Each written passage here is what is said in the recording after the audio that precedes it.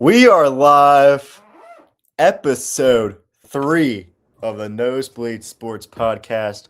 I am one of your hosts, Zach. I'm joined by my two other co-hosts, Brady and Vince. Guys, how are we? Amazing. It's been a great day, and it's going to be an even greater day because we're here with the boys. Mm-hmm. So, fellas, we're 2 episodes in already. How's everyone feeling?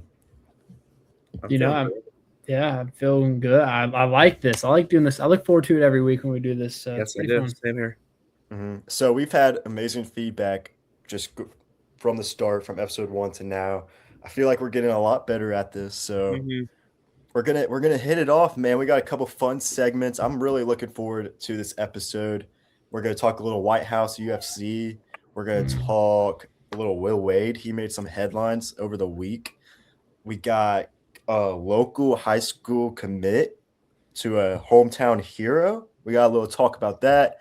And then obviously NBA playoff update, as well as I'm looking forward to this one because I'm peep the jersey. Okay. Cincinnati jersey. That's a little hit for my hot take. Okay. We got the hot take week segment at the end, but guys, you ready to jump right into this? I'm ready to rock and roll, baby. We're going to start off just like we did last week with the ice-breaking question segment. If you guys are new here, this is a little segment that the viewers get to know me and Brady and Vince a little bit better. You know, it's a little sports-related questions. We started it last week, and it was a big hit. So my first question for you guys, this might be my favorite question that we do. What's your favorite sports jersey of all time? It could be from now or throwback, anything, any sport, anyone could go right now. I'm gonna be honest. This one, it's a hard question, honestly, because jerseys come out every year, and honestly, this could change any day. But the one that I looked and the one that literally came up to my mind first, it was the 2018-2019 Miami Heat City Edition uniforms. The black ones, you got the pink Vice. and the blue. Yeah. I'm a sucker for pink and blue together. I think that's like an amazing color combo. Also love baby blue jerseys. But I just think with the black jersey, I know they did like the light blue jersey and the pink one. Those are both up there as well. Like those 3 could all be tied, but the black one I love black uniforms. I love black, and it's just so clean. That's a great answer. Those got a big hit when they first came out, and then they made all the other ones, like the pink one. You got the baby blue, the black. That's a great answer. The fading color ones. Yeah. I have a Bam out of buy. Yeah, I have a Bam. What do they call those? Do they call them? It's like the Vice. Yeah, but what did the NBA call those jerseys? I know. I'm not thinking. I already said. Yeah. Those were fire. Vince, what about you? So I was kind of thinking about this one, and I play a lot of MLB The Show in my free time. I do like Road to the Show and all that. And one year I ended up being on the Nationals, and I really fell in love with the old City Connect the Nationals had. It was like the light gray one with the flower, I think. Those are tough. My goodness, were like fire. And I honestly fell in love with those uniforms so much when I played MLB The Show. Man, oh man, those were some great. I felt like those got a lot of hate when they came out. I think they did too. Yeah, I feel like a lot of the City Connects overall got a lot of hate from MLB fans. I think just in general. Those were one of my favorites. I feel like whenever a team puts pink in a jersey, it's so unique, and I just feel like 100%. You can't really mess it. I don't know. It always looks good when it has pink in it. So I got 2 answers because I got a biased answer and I got a non-biased answer. I'm going to do non-biased first. One of my favorites, I actually had this jersey growing up, was the old Philadelphia 76 black, like the throwback ones. Yeah, I call them the Allen Iverson jerseys because that's the most iconic. I love them, just that red trim. The red just pops out on the whole black jersey, and then that Sixers logo that goes across. Those were my favorite. And then the court that went with it, that was one of my favorites. Yeah. I got a biased answer. They came out probably about a year ago. The UC basketball black cat jerseys, the one they debuted against Xavier in the crosstown. I thought you were going to say that. It was the white or the black ones. I was like, yeah, those are fire. They won college basketball jersey of the year from this little brand that do basketball jerseys and stuff. There's a lot of like history with that jersey because they kind of threw some references in there because UC was the first Jumpman school to wear the Jumpman logo. And then you got like the zebra print, like that elephant print, Jordan on the chef's kiss. Chef's kiss. But there's a lot of good jerseys. I think I would do another question like that, but of jerseys we own. Like, what's our favorite jersey we own as us? So that might be a little tease to our next question next week. Question 2, guys.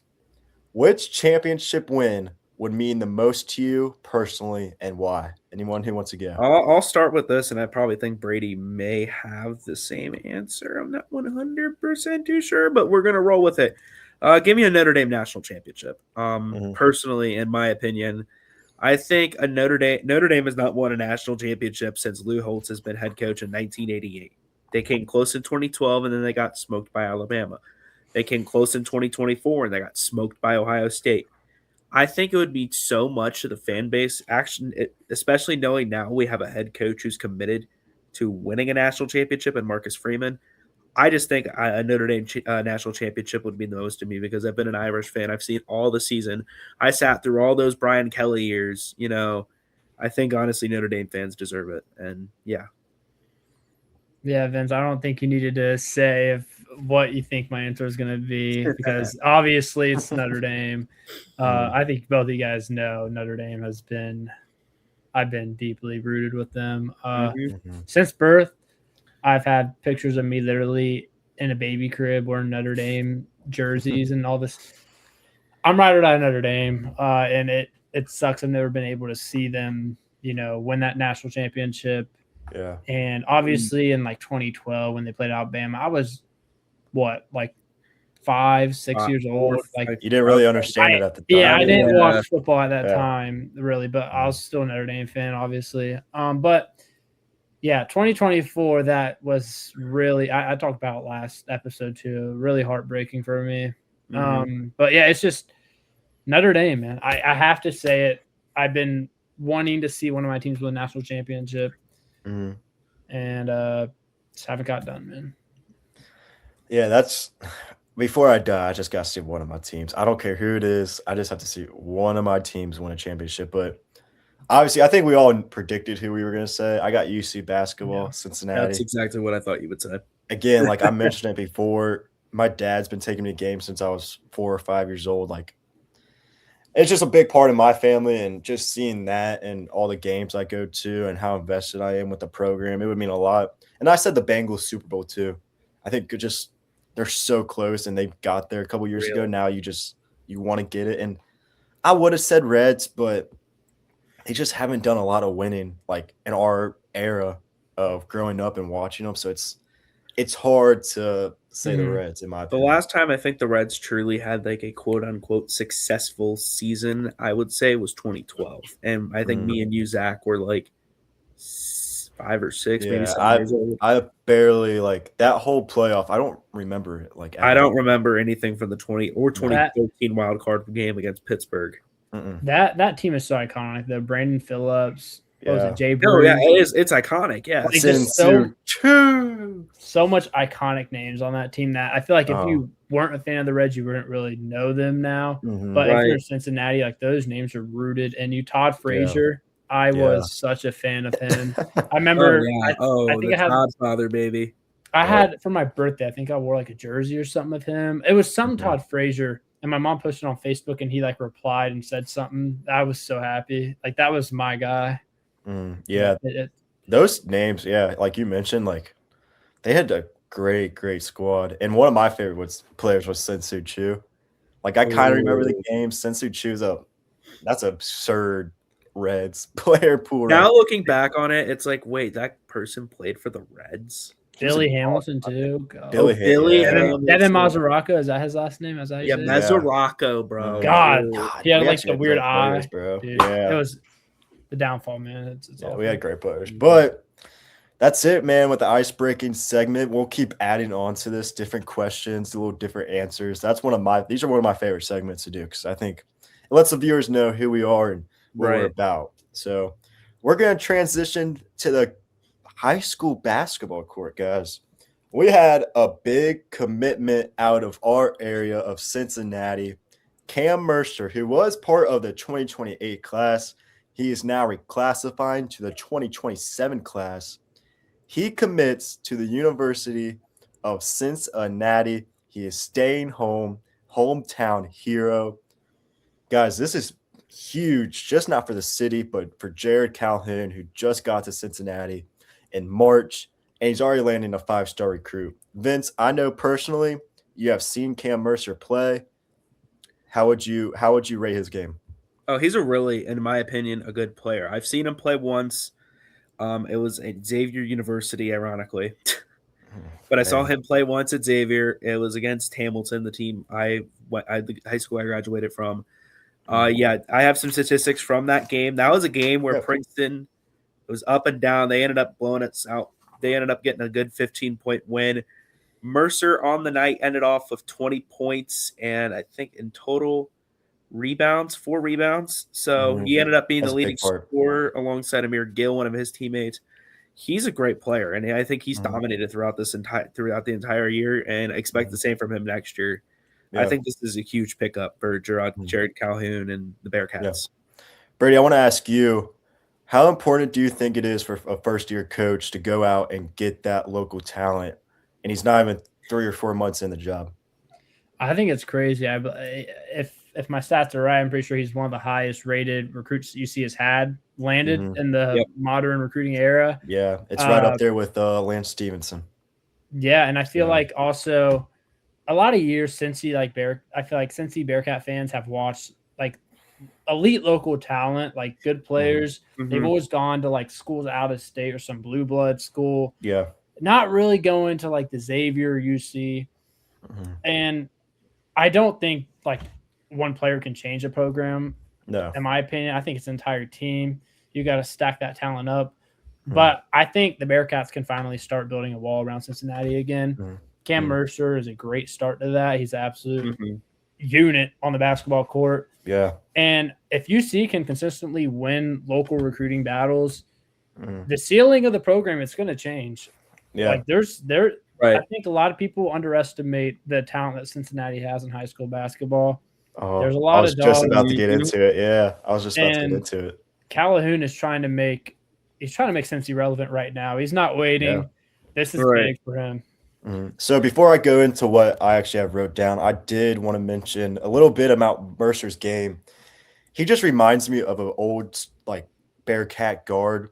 He's a 6'5" guard. He has a long wingspan. And his number one priority is not scoring. Like if you watch him, he does the little things. And that's what makes him a great player. He's a great rebounder. He's probably more on the defensive side than offensive. So he's going to do the little things right. And that's really important for a freshman, in my opinion, when you're going into a conference like the Big 12. And Calhoun and staff, they're going to develop him into a scorer, get his shot better and stuff. So I'm not worried about that. But one of my biggest points from seeing Mercer commit is that it sends a message to the rest of the college basketball world that Cincinnati is not going to have a drop off. Like they're here, like Calhoun's going out and he's going to recruit the top guys, and people should be worried about that. You know, like the Ohio States around, the Louisvilles, like UC out recruited them to get Mercer, and Calhoun was hired in March.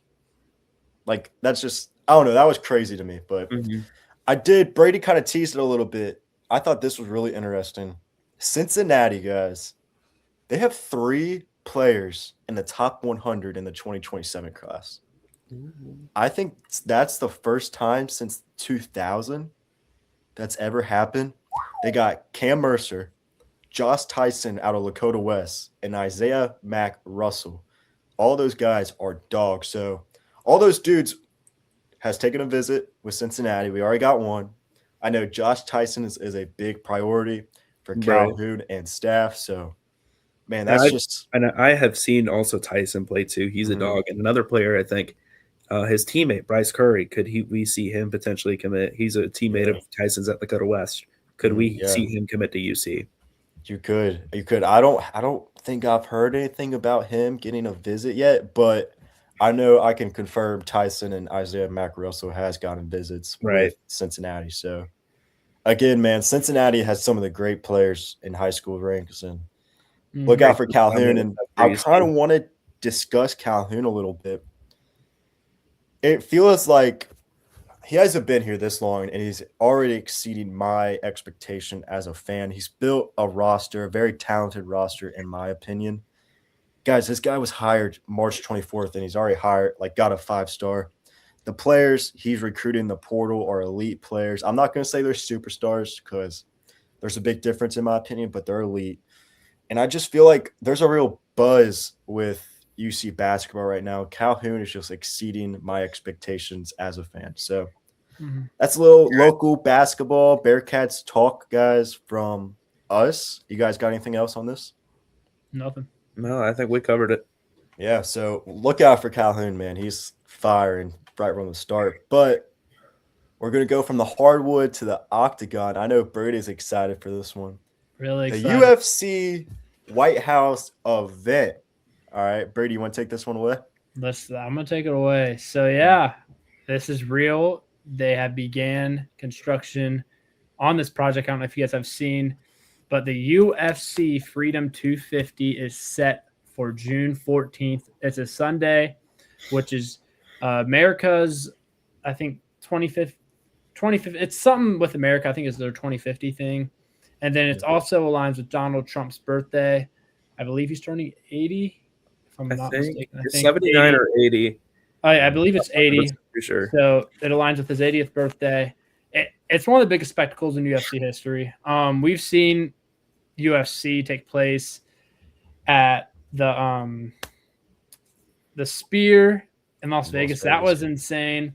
UFC always manages, I feel like, to get some cool spots. I know boxing too. They just had some place in the pyramids. They just had a massive event there.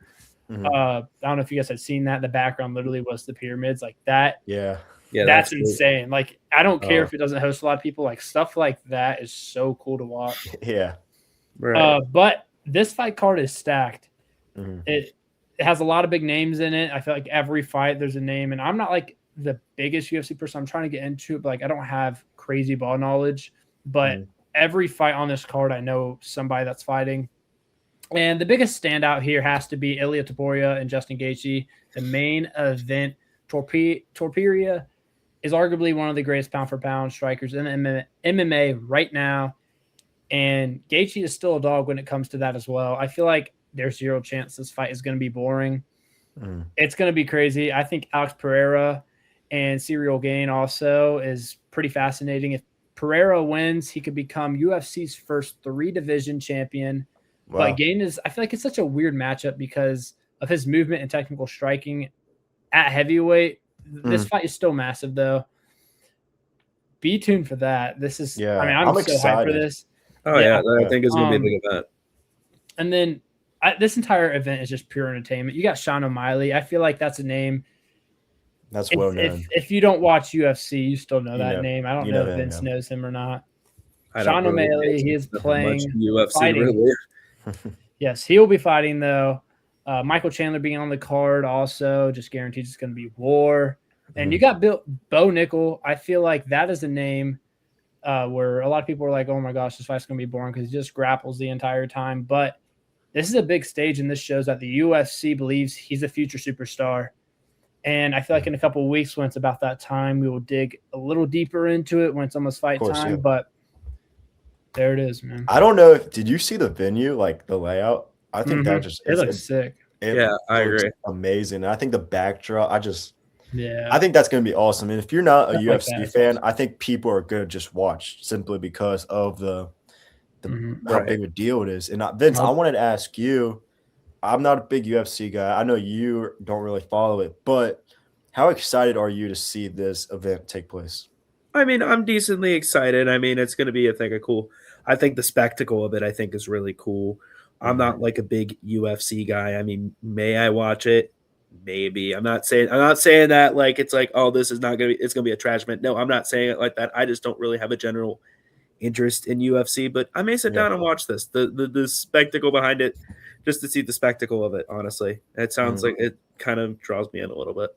So do you guys think this will become a yearly thing? Do you think it will be once every 5 years? I'm very excited about this, but I'm just worried about how consistent they could be with it, because I think they need to keep the excitement with it. But I don't know. I want to know your guys' thoughts about that. I think it's just going to be a one-time thing. It's America 250. I think that's the reason they're doing it.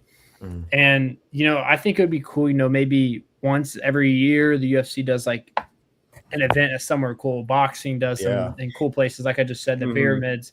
UFC did it at the Sphere. I'd like to see another one there. That was really cool. Where you have like that massive screen the inside, and when a fighter walks out, it's just like him, and like it's just so cool watching that. But I think if UFC can just like do this every year, where they do something like in a cool like place, it would get more viewership. A lot of people instead of just going to the White House every year. Yeah, I think I agree. It's gonna be. I think it's a one-time deal. I don't think it's gonna be something that's gonna become like a yearly event at the White House. And so my last question on this, it's gonna be a very exciting. Could this become an all-time sports moment depending on what happens? But everything is set in place for it to become an all-time sports moment. We just got to see the fights. So how do you guys think about that? Yeah, I think UFC is one of those things, like you never kind of really know. Like a lot of the times it's just like grappling. Fans they're not into that really, because you're just on the ground and you're just holding somebody trying to submit them. A lot of people are into the stand-up, fighting, punching, with also the kicking. But, if it turns out where every match is like pretty much cinema to watch, it's a shorter card than normal. This one has like around 8, I would say. It's just a shorter card just because I think there's only a certain amount of time you can be on. I think I looked up like government grounds or something like that. Something with the government grounds. Really? I didn't know that. Did not know that either. I believe that's what I saw. But I don't know. I think it possibly could. I think definitely like if it's a year ago from that day, I'm going to see, I could post like 1 year ago today, UFC had an event at the White House. Like I can definitely see that happening. But I don't know. I guess we're going to have to see. I mean, I'll leave this up to you guys. Vince, what about you, man? I mean, kind of looking at it, I mean, I think it could have the potential to be one of those like big like moments that people remember, especially like within like the UFC fighting scene. Could be a big event, could also kind of be probably the same like prestige as like a WrestleMania, I would say. I mean, really getting into some of that WWE. You're putting it up. Yeah, you're putting it up there, man, with WrestleMania. Right. But like, I mean, like with like a Super Bowl, maybe not, but like in the fighting realm, I think it could be like a big potential event, I think, for them. Yeah, I'm excited for this. And I think, dude, the viewing numbers, that might be one of the highest rating. People are going to be interested in this event because the spectacle of it being. Yeah, I think security and like all of that, the Secret Service, like security is going to be a lot of fun there. Everywhere, every corner. Washington D.C. might have to be closed that day. Yeah. It's going to be nuts. You're going to see snipers literally. I think they're only doing for the people that are going, I think they're like choosing them. It's not. I was just about to get into that. It's not like you can just buy. They're not gonna let an everyday special person people buy a ticket to that event. In my opinion, see, that's going to be that's why I'm kind of scared for the UFC because of the atmosphere. Like I think the atmosphere is a big part of UFC. And now you're testing a whole new realm where you don't know if the atmosphere is going to be that great because you don't know all the people that are going to be there. Right.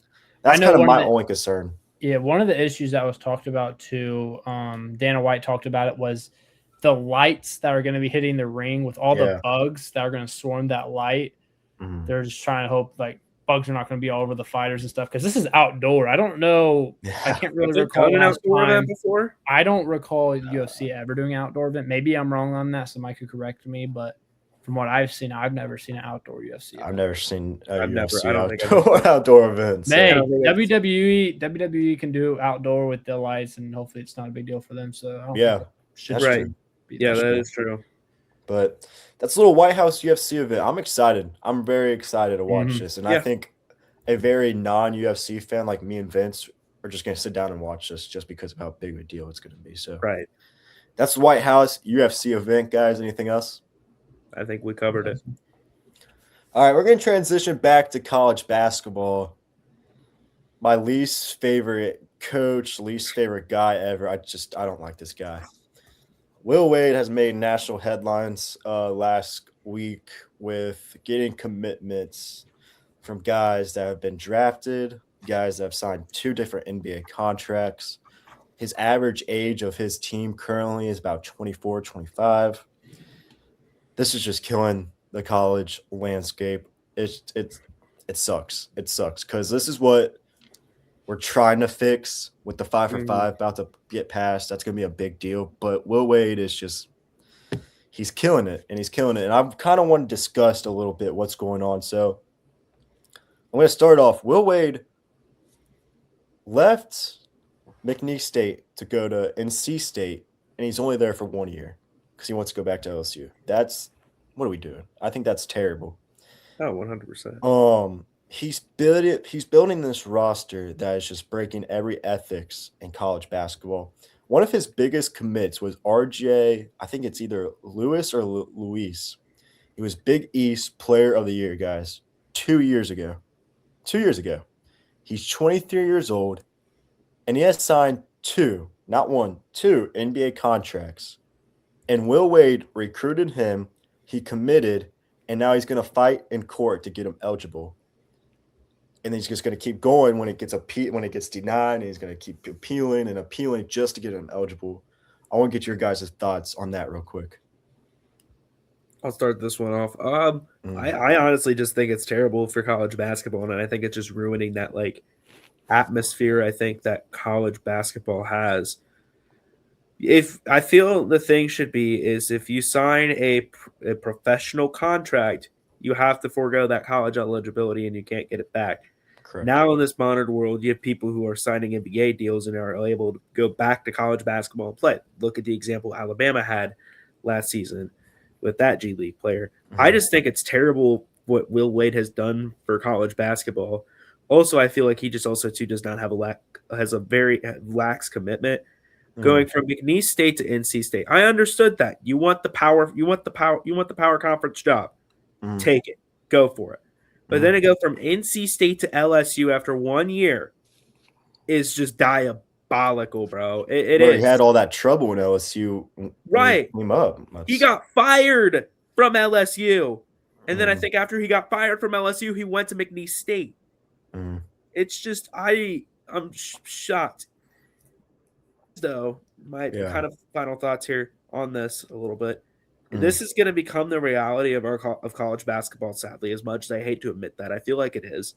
And it's not, it's going to get the power, it's going to incentivize power teams to create these super teams with people who have signed NBA deals, and it's not going to be good for mid-major programs at all because they don't have the resources to do this. Yeah. Brady, any thoughts? Yeah, I'm with Vince on it. I think getting a player that signed an NBA contract to go back to NCAA, I think that is insane. I don't think that should happen. I think obviously something needs to be passed where that cannot happen because they've already done their time in college. They decided, hey, I want to go to the next step. But now the NIL money, and now they're not doing good in the NBA. They want to come back to NCAA. It's like, dude, what are we doing? But I kind of want to talk a little bit more about the NIL and the tampering, because I heard stuff about him doing that as well. There aren't really no real barriers in college basketball anymore, and college football either. Every offseason basically feels like an unrestricted free agency, which sucks. Like literally, this is how sports came the last 5 years. Like a coach can literally spend all year developing a player just for another school to throw in 6 figures to him in April. Fans barely can even get attached to players anymore because entire rosters flip overnight. Zach, you had the 5-star Abev, I believe. Abev, Abev. 1 year, Zach was really hype about him. I remember. Yeah, and now he's just gone. He's gone. Yeah. And it's like you give teams hope for a year, and then you do bad, and then you just go to another school because they throw money. Right. Like half the country rebuilds through the portal every spring. That's where they get everything, and that's where you lose everything too. You have a coach that leaves, then your entire roster just It's gone. It's gone. We've seen Cincinnati, for example. Yeah. Yeah. Some teams literally like they have like 10 plus new players every year. It's literally a complete rebrand. And tampering, I feel like, is also like an elephant in the room that people like don't want to talk about. It happens. They don't talk about it, right? Coaches, I mean, coaches obviously can't admit it, but the constant back channel communication happening before players even officially enter the portal is crazy. Like you have to know, like right when that portal hits and you see guys commit, there's tampering that's happening nonstop. And that's how it is for, I think, everything. There's going to be tampering. There's tampering happening in the middle of a season. Exactly. Yes. That's the worst thing. Yeah. And like, I think this is where like the Will Wade conversation gets a little more interesting because it's like, is he the problem? Which I think he is, to be honest, or is he just honest about how the game actually works? I think he's just playing the system, right. If he's, I mean, NCAA has a system where you can do this. I think this is kind of more of an NCAA problem. But Will Wade is also abusing it, I think, to a point where it's unreal. I think there's a fair line of playing to the rules and then abusing it, where Will Wade is. This guy signed 2 NBA contracts. Like, come on, man. Let it go, man. Crazy. Let it go. Your college career. You're done. You're done with college. Move on. Go play basketball in like Turkey or something. They don't want to. These players today, man, we're ruining, in my opinion, their mindset. Because now we're having the door open for them to go, all right, I failed in the NBA. All right, I'm going to go hit up some coach who's desperate, Will Wade, and I'm going to go get my chance back. And go get a bag while I'm at it. It's pathetic. And then so another little point I got, a big college basketball analyst from the Field of 68, Jeff Goodman. I really like following him. An anonymous coach was talking to him, and he said, and I quote, it's about Will Wade. You are being an idiot a-hole for the sake of being an idiot a-hole. What you're doing is effing it up for everyone else. I thought that spoke layers to me just because it is. It is. It's killing the game. And like I said, growing up, for being a UC basketball fan, like Gary Clark, I remember him coming as a freshman and watching him year 1, year 2, year 3, and year 4 and just develop. And you grow that connection with them. You see them, and then now you want to follow them in the NBA and stuff. That doesn't happen anymore. Like Baba Miller for UC, for example, 1 year, he's going to get drafted, but I don't feel a connection with Baba Miller. You know what I mean? So it's killing the game. Yeah. Right. I think also kind of what Vince touched on too, like the lower programs, like the Miamis, I feel like they're getting killed. You're not going to end up having like that big of a chance in future years because all these big schools are just throwing out money because they have that money. A lot of the lower end schools and, you know, like the Miami Redhawks, like they don't really have that money to give these players. Right. And it's more of so like local players coming to the school. And when that local player has, you know, like a good year and his intention was to stay there all 4 years. But when you got a blue blood school or some school way higher giving out the money that they have. Money, yeah. It's right. Like, we had someone with Miami who had a really good year, and then after that year, I think he committed to Wisconsin. I know who he is, but I'm not 100% sure on the name. But we had that happen this year. I know who you're talking about. It just sucks, man. And it's like, I know you got to love and respect the people who ride it out. Like Jeremiah Love, I believe in the offseason. That's a great example. He talked about how his teams were throwing him 6 figures, multiple, basically just a bag to go to their school. I believe it was the same with Jadarian Price. They stuck it out with Notre Dame because they are loyal. And that's what, like, I don't know. That just, it means something. It means something, man. Yeah. Like, growing up watching college sports, I always thought of it like this, where you go to college to earn that big time contract in the NBA or the NFL. Where now kids are like, all right, you know what? I got my NIL money. I really don't have to try. You know, I already got that money in my bag. Like, it's terrible. But and more also, about – go ahead. One more thing before. Also, these athletes went to school to also get a degree. Mm-hmm. Yeah. I think. Yeah. And now they don't. Big time. It sucks. But He does. LSU Will Wade. He also got a commit from, I'm going to butcher this name. Brady, you might know the guy. He got drafted from the Cavs last year in the second round. Is it Travers or no? It's like Salu Nang, I want to say. He was a second-round pick from the Cavs last year, and Will Wade got him committed. And half of Will Wade's roster currently, they need eligibility. Like they're not eligible. Like he hasn't even got a real guy to sign his letter of intent yet because they're not eligible. So it's unreal, man. It's killing it, man. 100%. But we gotta hope 5 for 5 gets passes. It's looking like it will get passed. And I think the next thing up after 5 for 5 is we got to fix the transfer portal. That's the biggest thing. We're seeing thousands and thousands of players. I'm pretty sure Trump didn't he do something with that, or like he said something about it. He did like an executive order, but there's still layers to go. There's a lot of layers and a lot of. I'm pretty sure there was something that was like passed to make it like a little bit more like harder. I think the transfer portal. All they got to do, in my opinion, is you get one free transfer. And then you get a transfer if your coaches leaves or fires or anything like that. And that's it. And if you want to transfer again, you have to sit out a year. That's how it was. If you want to transfer again, you lose a year of eligibility. Yeah, but that's a little just Will Wade college landscape talk from us guys. Anything else on this? That was more like a tangent, but no, I got nothing. We kind of went deep in that, but that was we did go deep. We went deep. I liked it. We gotta fix that game. But guys, NBA playoffs. Brady, I don't know if you want to leave for this segment. I got it. I'll let you talk about the Thunder and I got you. Spurs. Yeah, Cavs, I did predict them to win. In my head, I did think they were going to lose, but I had already rooted against them. If there was that chance that they won, I would feel terrible about myself, like knowing that's my team. But, yeah, man, Cavs swept. I think a lot of it dealt with the rest that they had. I mean, they were coming off two 7-game series. Knicks had already swept the Sixers. They had that rest.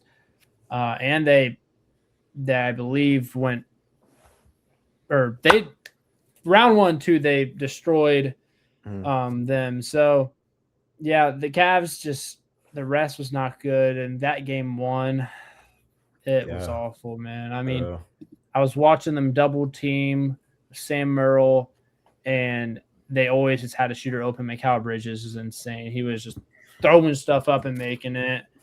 Yeah, and that was really hard to watch. I knew when that game went into overtime, I was like, yeah, this is most likely over. I don't see this team winning it. But the Cavs, they gave up. I'm going to be honest. I think after that game 3, this team just completely gave up. I don't know. There's a clip I saw where Jalen Brunson literally, there's 3 Cavs people in the paint, and Jalen Brunson just walked in and laid it up. This team showed no effort. Donovan Mitchell, I feel like, kind of was. He was like one of the only people. James Harden was pretty atrocious. The biggest performers was Jalen Brunson, obviously. I gotta say, best player in the series. He's a dog, nuts. Josh Hart too. I think he did really good with his all that dirty work he did. He had a great. It was game 3, game 4. Man. He had a really good defensive player. He is. I feel like he's been in the NBA forever, dude. He's such a character. He's such a great person. But Mikal Bridges too, like I said, nuts. OG Anunoby, just the entire Knicks roster, dude. They have such a great roster, unreal. Yeah. But what do you think about the Knicks now going to the finals? Where do you see them? What's your thoughts, Brady, on that? Yeah, they're just some dogs, dude. To be honest, I think whatever team, whether it's the Spurs or Thunder, they're going to put up a great series in the finals. Knicks obviously are going to have that rest. They've had the rest this entire playoffs pretty much. Yeah. So, pretty much.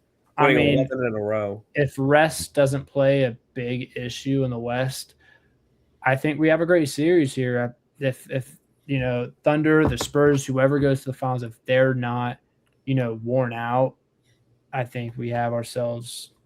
We're gonna have ourselves a great series here. The Knicks, great team. The Spurs and Thunder both great teams as well. Vince, what do you think, man?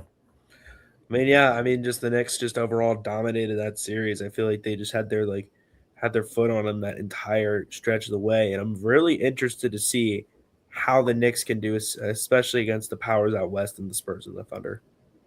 So I think Spike Lee said it best.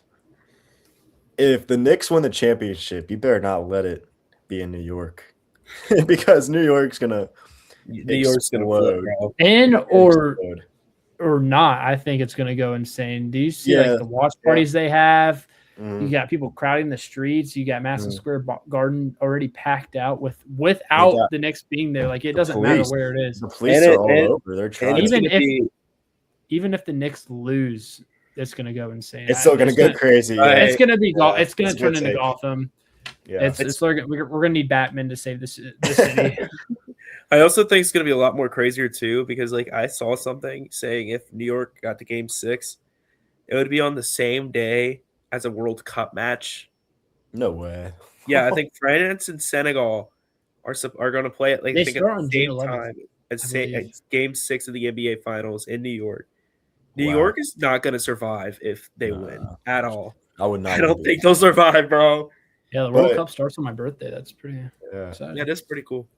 And then it came out. I thought this was kind of interesting. It came out just a day after the game last night that the Cavs are going to keep their head coach, Kenny Atkinson.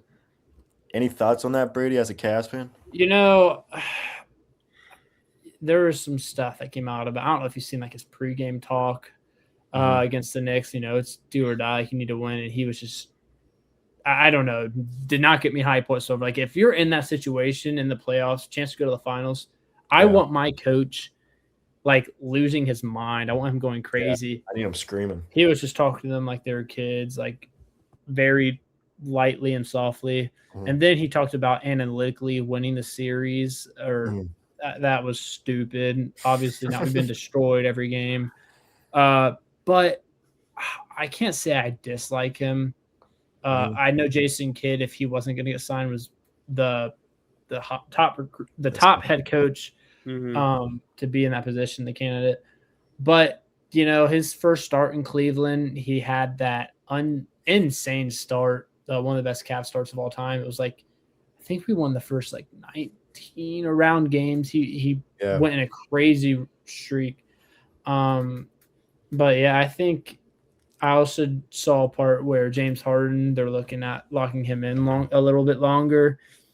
Don't know how I feel about that. I think age is really going to start hitting him. So is that like a thing where you're like, are they choosing between? Because I know we talked about it. LeBron, do you think does that play a factor into? I heard something about how LeBron wasn't willing to take a pay cut. Okay. Somebody else said there's like a 95% chance he was going to go, but also news came out he wasn't willing to take a pay cut. So he's going to free agency, and we're just going to see what happens. I don't know. There is legitimate talks, though. I know it got declined during the trade deadline. Giannis Antetokounmpo, Evan Mobley trade. That's something we could possibly see here too in the offseason. I don't know how I feel about it. Giannis, that's crazy. That is but weird. He's getting older.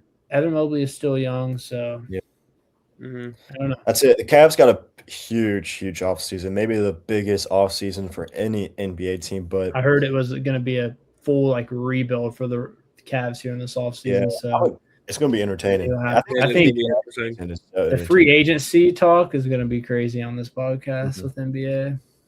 So that's the East. We're going to go out to the West. Spurs Thunder. This has been the best series so far. They're currently tied 2-2. They play Game 5 tonight at 8:30. I'm watching this game. It's so exciting. I think the Spurs can win this series, honestly, because in my opinion, they have not been able to stop Wemby. No team has, and they certainly have not. I feel like the Thunder got so much more pressure on them than the Spurs do. You got to think they're the champions. They're defending that championship. They have everyone's saying you're going to go back to back. Yeah, they have this status of, hey, we're the best team. We got to get there. But in my opinion, guys, I think the Spurs are ready to take that jump.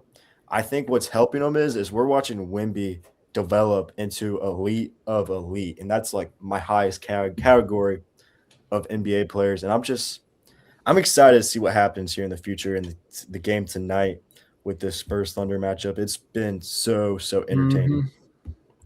You guys got anything on that? Yeah, it's been a great series. Obviously, Victor Wembanyama is one of the greatest players in the league. He could possibly be top 10 all time. He is. Yeah.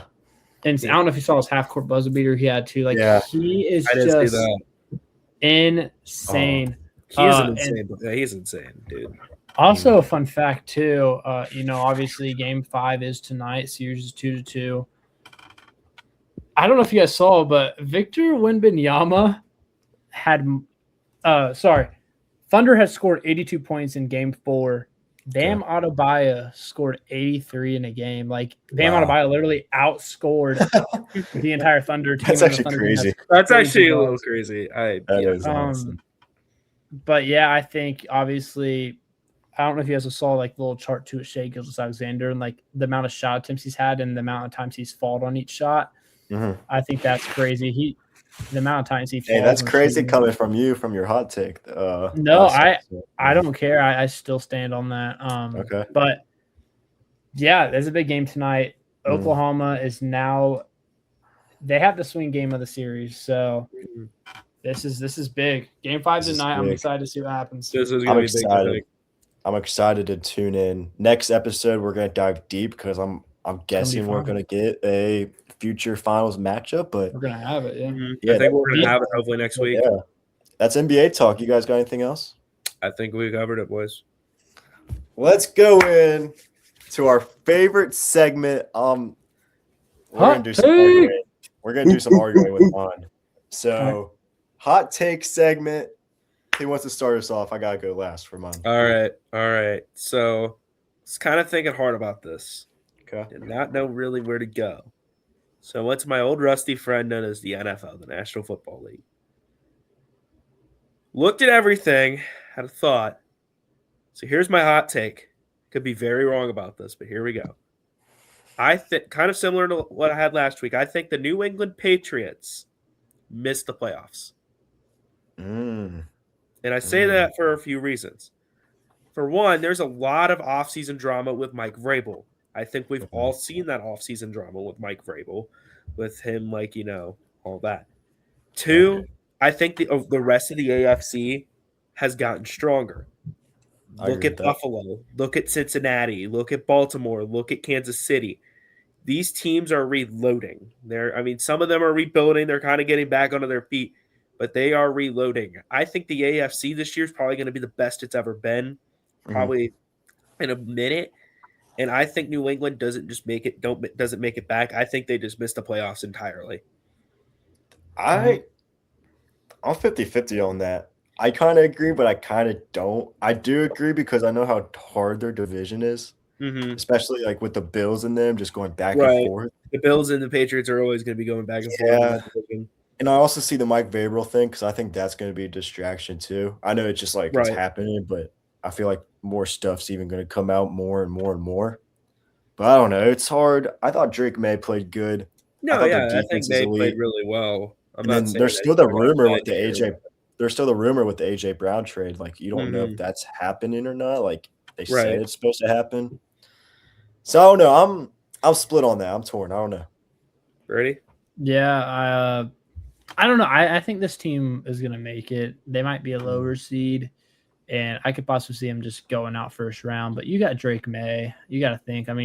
That's a name I didn't think I'd be seen as the top of the league. But he's made his way to I can say he's one of the top quarterbacks in the league. 100%. That's crazy for me to just think about that Drake May's up there. But he's a player, dude. He can play the game, and I think he's going to do what he can to win, and the defense is solid too. So I don't know. I think they're going to make it in the first round, lose, but I can see why they wouldn't make it as well. I can see your vision why you think they can't make it. I can see it too. Yeah, the AFC is stacked. The AFC is getting better and better every year. And everyone has like a Super Bowl drought after they make it. You know what I'm saying? Right. So I mean, the same thing could happen like with Seattle, probably. Like I don't know. I don't see it with Seattle. Yeah, Seattle. I mean, I don't. I mean, yeah. That's a topic. That defense. That defense. That defense is stacked, though. Yeah. Yeah.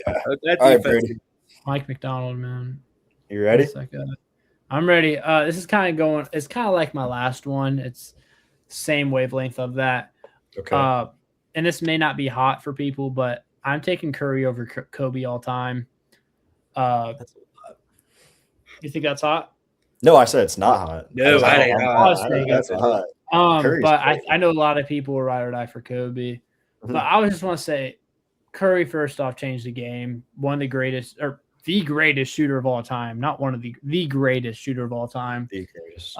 He changed the way basketball was played with the three. And also, I believe how teams now build offenses around spacing and deep shooting because of him. It's all him, yeah. There's a massive efficiency gap as well. And Kobe was an elite, tough shot maker and one of the best to do it. But Curry just scores more efficiently almost on every level. Historically, Curry's true shooting percent and 3-point percent is insane. Like it's nuts to think about. And defense is also had to trap this man 35 feet away from the hoop. Like when he was in his prime, and sometimes still now they have to, just because he can shoot it from anywhere. Yeah. That was one of the greatest games I've watched of all time. Yeah, I mean, they were doubling him, and he made it. Yeah, that shot. Right. In my opinion, Curry is top 3 with Michael and LeBron. Mm-hmm. Yeah. In my opinion. And I take it really great if someone changes the game, and Curry did more than just change the landscape 100%. of basketball. You know what I'm saying? Like Brady mentioned it, the spacing and the everything that goes into it. Curry, I agree with that 100%. Yeah, and he was also the first unanimous MVP ever in NBA history. Yeah. In his 2015-2016 season, which is also the same year the Warriors had the greatest record of all time, 73-9. They did lose, although, but 73-9, like with 81 games, 82 games being played in a season, you only lost 9 against the greatest players in the league. Mm-hmm. Crazy. That's crazy. And they're only they're playing they'll play a game, they'll take like 2 or 3 days off, and then they'll play another and another. Yeah. That's impressive. That is. Vince, any thoughts on Curry, man? I mean, it's not really a hot take in my opinion, but yeah, I can see where you're coming from. All right. I've been teasing my hot take to Brady and Vince the last couple days. You guys are going to disagree with me, I already know. I'm wearing the jersey, so I'm ready. The 2021 Cincinnati Bearcats football team making the college football playoff is a bigger accomplishment than Indiana's championship season. Okay? Let me get into my points real quick before we discuss. I want to make it clear. I'm not saying UC was a better team. I'm just saying them making the playoff alone is a bigger accomplishment than Indiana going on and having the perfect season and winning the national championship. And here's why. At the time, UC was in the American Athletic Conference. It was a group of 5 conference at the time, okay? The format for the college football playoff was 4 teams. This was built at the time for UC not to make it. It was built for a Big 10 school, a Big 12 school, an SEC school, and an ACC school to make it. That's how the format was built. That's how they wanted it. They broke that system. They had a perfect season. They beat the odds. They made it out of teams like Ohio State and stuff like that. First group of 5 team to even make the college football playoff. And one of my bigger accomplishments, they did this before NIL went crazy. And in my opinion, I don't think Indiana would have had a national championship if it wasn't without the NIL era and that transfer portal era. And you got to think, UC didn't have no margin for error. They had to go undefeated, and they needed to beat teams convincingly. They just couldn't beat a team like 28-20. Like, they had to kill them, and one loss just they're gone. Their season's over. And like again, like UC went to Notre Dame. I know you guys don't like that, but they went to Notre Dame and beat Notre Dame as a group of 5 school and beat them. And they made the college football playoffs over teams, like I said, Ohio State, that had bigger recruiting advantages, bigger budgets, and more national respect.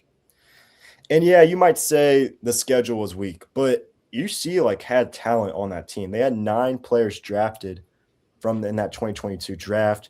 They had players like Desmond Ridder, the jersey I'm wearing, Sauce Gardner, Kobe Bryant, Jerome Ford. So I just think them making it to the playoffs as a group of 5 team in a format that was built for them not to make it should get so much more respect, in my opinion, in the sports world than it does right now currently. So that's my hot take. I don't know if you guys want to respond or.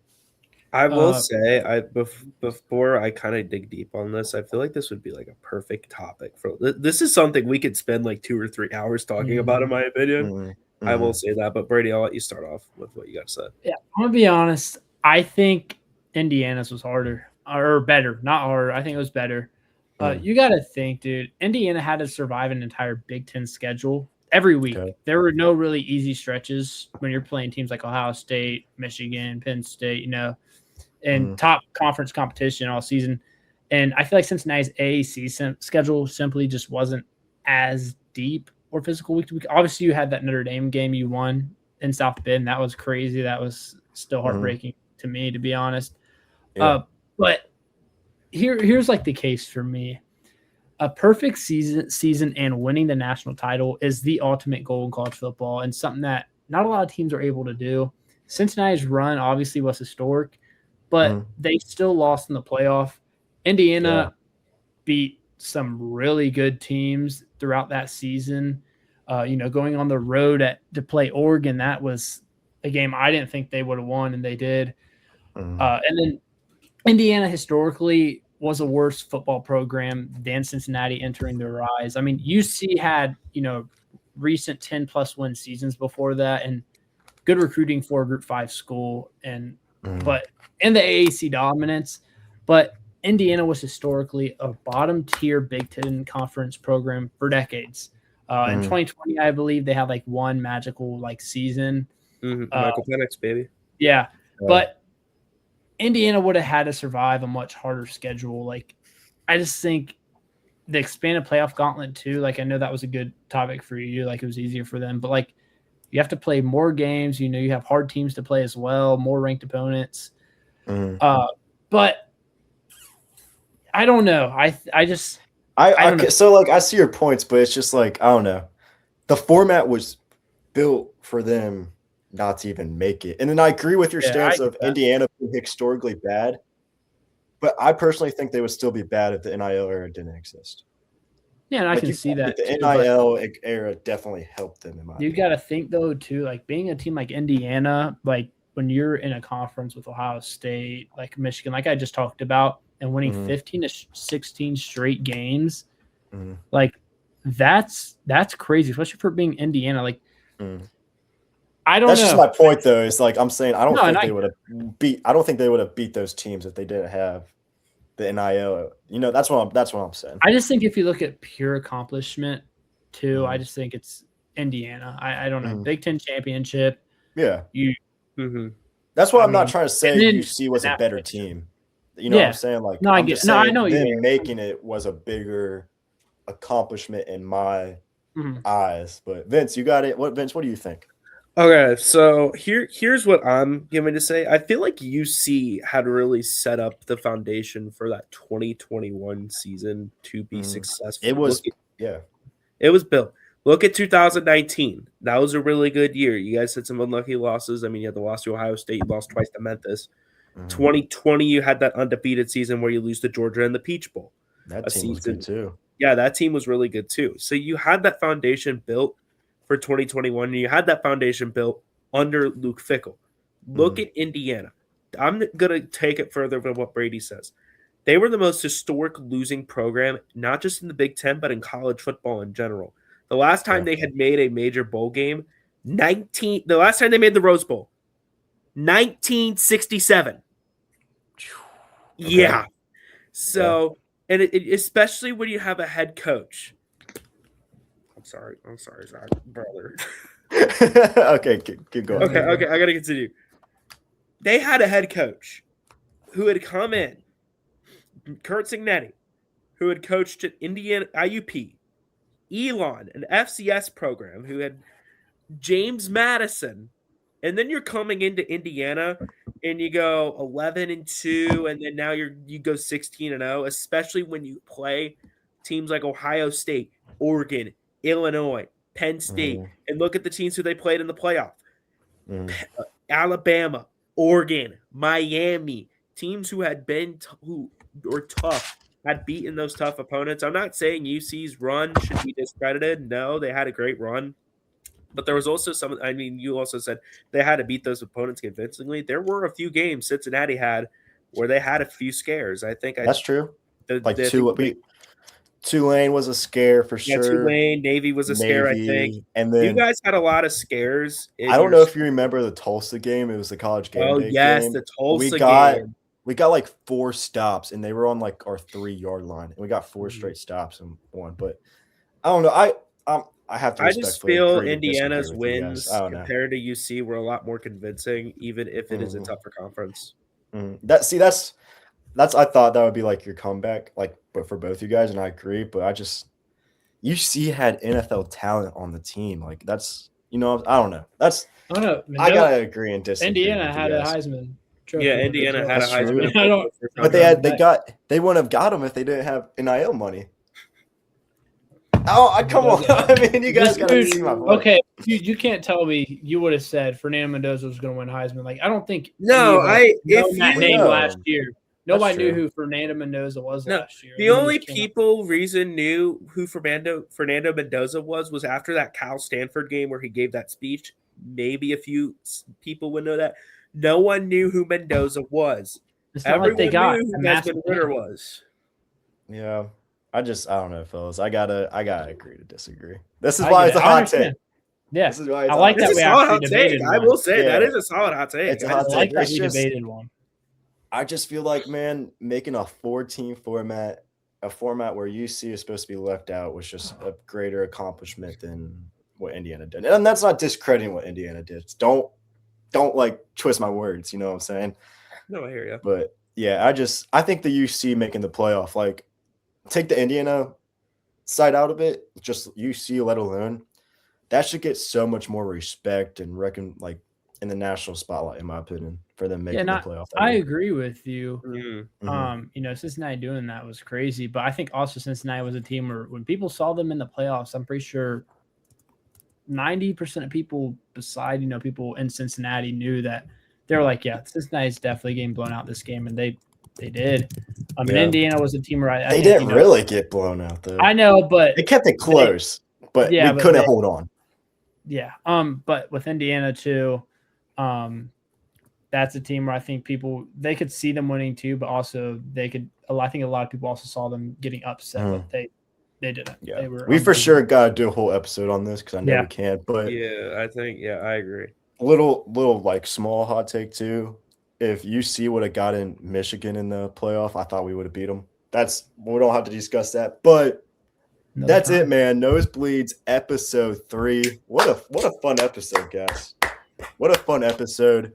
Watch out for episode 4, man. We're gonna be filming on Monday now. I'm sorry we did not mention it on the pod last week that we are gonna be filming on Tuesday night. But we're gonna be filming back to regular schedule Monday. Vince, I know you want to do a quick shout out real quick of all our socials so you guys could follow us. So we are on TikTok at the Nosebleeds. Also, we have this little red thing below us that kind of shows the ads.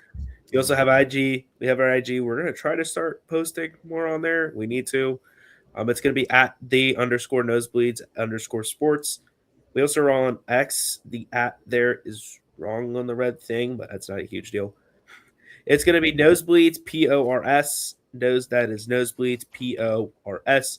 Spotify, we're just at the Nosebleeds, and then YouTube, it's just the Nosebleeds Sports. Well, if you're on YouTube, you're probably already on YouTube because you're watching this on YouTube. But who knows? There's probably going to be multiple clips from this podcast posted to TikTok. So, yeah. Any thoughts, boys? Any final thoughts? I think we did everything we could for this episode. Yep. I'm Zach. That's Vince. That's Brady. That's episode 3 from the Nosebleeds Sports Podcast. We'll see you guys on episode 4. Peace out, y'all.